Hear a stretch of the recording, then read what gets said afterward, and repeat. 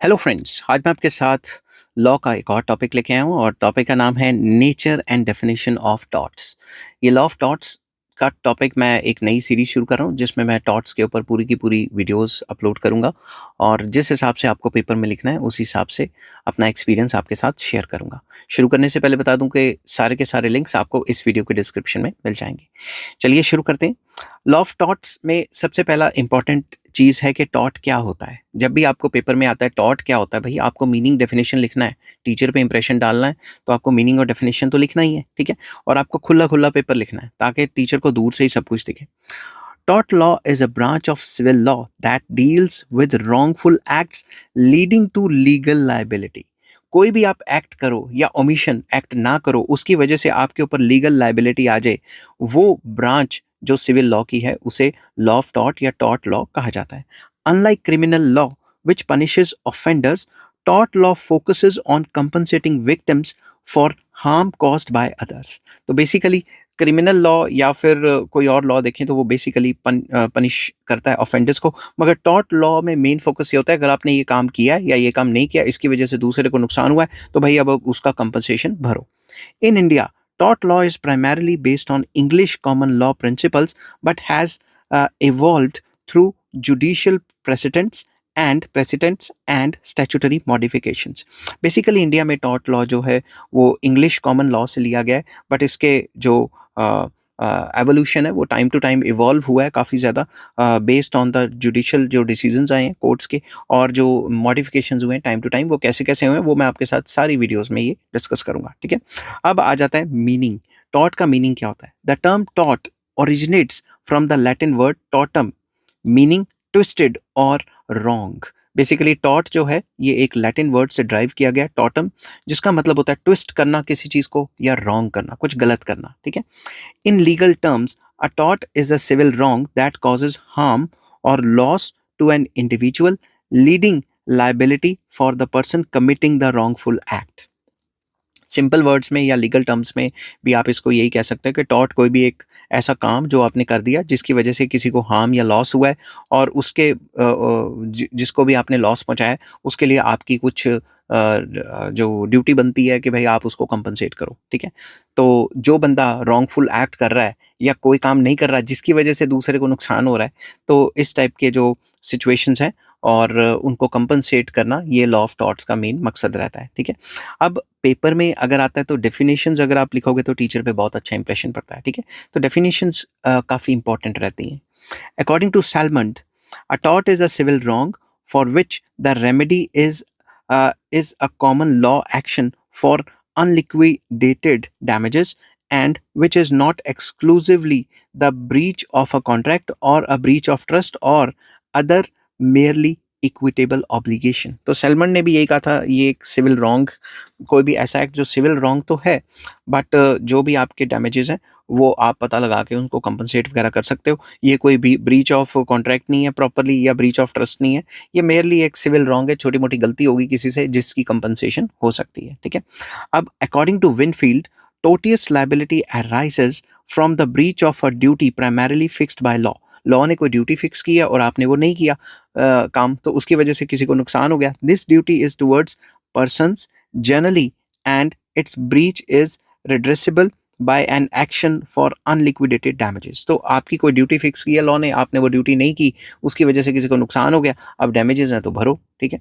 तो एक और डेफिनेशन है according to Fraser, a tort is an infringement of a right in rem, that is right available against the whole world of a private individual, giving a right of compensation at the suit of the injured party. Simple words में ये एक infringement का right है। Fraser का मानना है कि भाई आपको होल वर्ल्ड के अगेंस्ट ये राइट मिलता है कि अगर किसी बंदे के कोई काम करने या ना करने की वजह से जो उसकी लीगल ड्यूटी थी वो ना करने की वजह से या करने की वजह से आपको कोई नुकसान होता है तो आप सीधा जाके फाइल सूट कर सकते हो और आप कंपनसेशन ले सकते हो, ठीक है? अब इसमें एक टॉपिक और मैं डिस्कस करूंगा, इसेंशियल एलिमेंट्स क्या हैं एक टॉर्ट के लिए, कौन कौन सी मेन चीज़ें हैं। सबसे पहला रॉन्गफुल एक्ट, एक्ट और ओमिशन, मतलब कोई काम किया या कोई काम नहीं किया उसकी वजह से आपको नुकसान हो गया तो वो टॉर्ट में आ जाता है। There must be a breach of legal duty, कोई लीगल ड्यूटी ब्रीच होनी चाहिए। अगर लीगल ड्यूटी ब्रीच नहीं हुई तो मतलब टॉर्ट नहीं माना जाएगा। तो कोई भी रॉन्गफुल एक्ट होना चाहिए या रॉन्गफुल ओमिशन, ठीक है, करना था उसने ये काम मगर नहीं किया, उसकी गलती की वजह से हमें नुकसान हो गया। नेक्स्ट आ जाता है लीगल डैमेज, इंजूरिया भी इसको कहा जाता है। The act must cause harm recognised by law. आपको ऐसी डैमेज होनी चाहिए जो लॉ रिकॉग्नाइज करे। आप ये नहीं कह सकते कि भाई मेरा दिमाग में ऐसा हो गया वैसा हो गया फलाना ढिमकाना, ठीक है। अगर वो चीज़ आप प्रूव कर सकते हो कि आपको मेंटल स्ट्रेस हुआ या इस चीज़ से फलाना ढिमकाना हुआ, वो आप प्रूव कर सकते हो और लॉ उसे मानता भी है, डॉक्टर की रिपोर्ट भी है, तो ये जो डैमेजेस हैं उसके पैसे तो मिल सकते हैं आपको, मगर वो डैमेजेस ही माने जाएंगे जो लीगल डैमेजेस हैं, सिंपल वर्ड्स में जो आप प्रूफ कर सकते हो कोर्ट में, ठीक है। Next, legal remedy. The law must provide a legal remedy usually in the form of damages. तो लीगल रेमेडी होनी चाहिए टॉर्ट के लॉ के लिए, कि वो रेमेडी होनी चाहिए जो कि जो लॉ है वो पूरी कर सके। ऐसा नहीं कि किसी के काम करने की वजह से आपको नुकसान हो गया, अब आप उस नुकसान को भरने के लिए अगले का गर्दन उड़ाना चाहते हो, ऐसा तो नहीं हो सकता ना।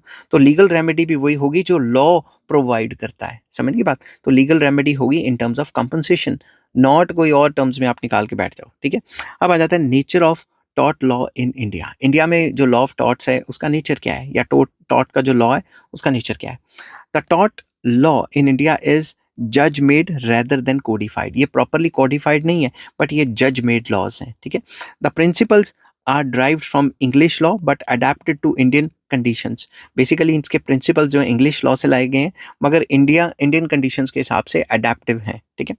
सम कैरेक्टरिस्टिक्स इंक्लूड्स, सबसे पहला पॉइंट आ जाता है सिविल रॉन्ग, नॉट क्रिमिनल और कॉन्ट्रैक्चुअल। कोई कॉन्ट्रैक्चुअल मतलब रॉन्ग नहीं हुआ या फिर कोई क्रिमिनल रॉन्ग एक्ट नहीं हुआ, अगर वो होगा तो उनके लिए अलग से लॉज हैं, ठीक है। A tort is a civil wrong not a crime. ये कोई सिविल रॉन्ग होगा, ये कोई क्राइम नहीं होगा, उसके लिए क्रिमिनल लॉज अलग से हैं। The remedy is compensation not punishment. और रेमेडी कंपनसेशन होनी चाहिए, पनिशमेंट नहीं होनी चाहिए। पनिशमेंट तो क्रिमिनल लॉज में होगी ना। It is distinct from breach of contract. ये ब्रीच ऑफ कॉन्ट्रैक्ट भी नहीं माना जाएगा, विच arises from agreements और breach of trust which falls under equity। तो बेसिकली इसमें तो कोई कॉन्ट्रैक्ट भी नहीं हुआ, तो ये कॉन्ट्रैक्ट के अंदर भी नहीं आएगा और ना ही ये क्रिमिनल लॉ के अंदर आएगा, ठीक है। नेक्स्ट आ जाता है कंपनसेशन बेस्ड। इसकी कंपनसेशन हो सकती है।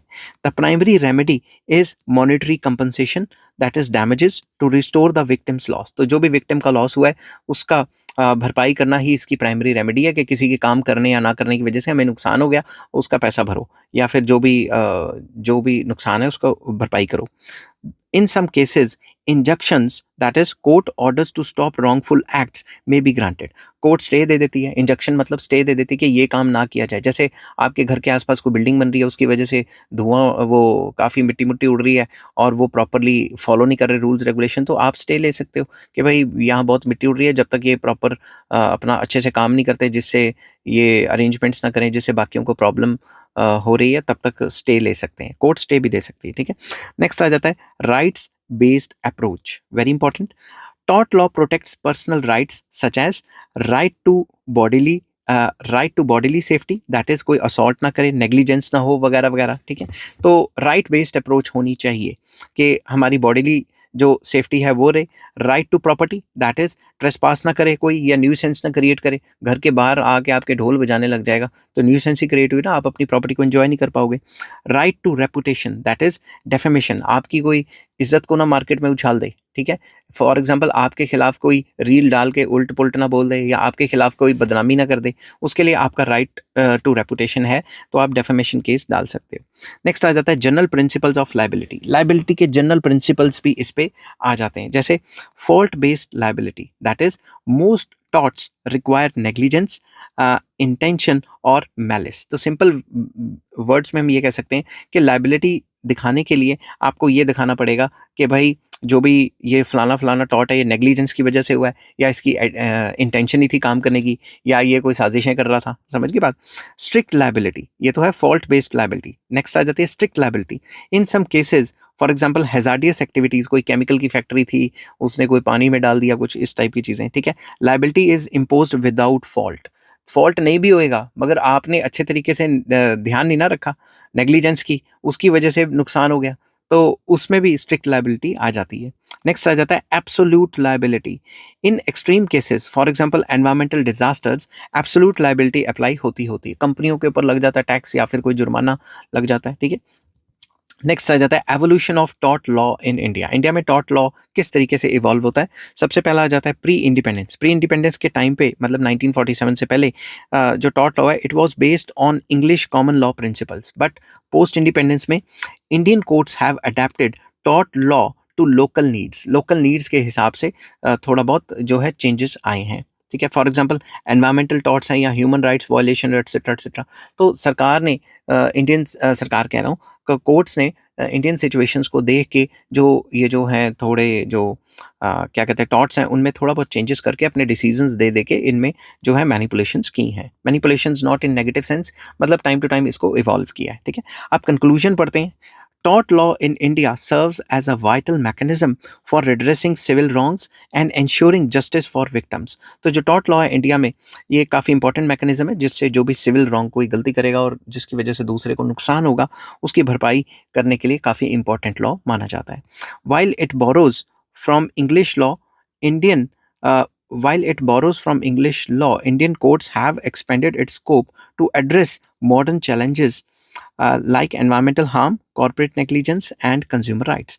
वैसे तो ये इंग्लिश लॉ से लिया गया है मगर इंडियन कोर्ट्स ने इसको टाइम टू टाइम इसके स्कोप को थोड़ा बहुत चेंज किया है। नए नए चैलेंजेस जो थे वो आए और अपनी जो है सुनवाइयाँ दे के अपने प्रेसिडेंट्स सेट किए, जैसे कि एनवायरमेंटल हार्म करते हैं तो कंपनसेशन देनी पड़ेगी, या कॉर्पोरेट नेग्लिजेंस की वजह से किसी और का नुकसान हो गया तो भी देनी पड़ेगी, या कंज्यूमर राइट्स की बात है तो इसमें भी इसको अच्छे से इस्तेमाल किया गया है। आई होप ये वीडियो आपको पसंद आई होगी। अगर पसंद आती है तो please like share and subscribe. Next topic का लिंक भी आपको इस वीडियो की डिस्क्रिप्शन में मिल जाएगा। Take care, bye bye.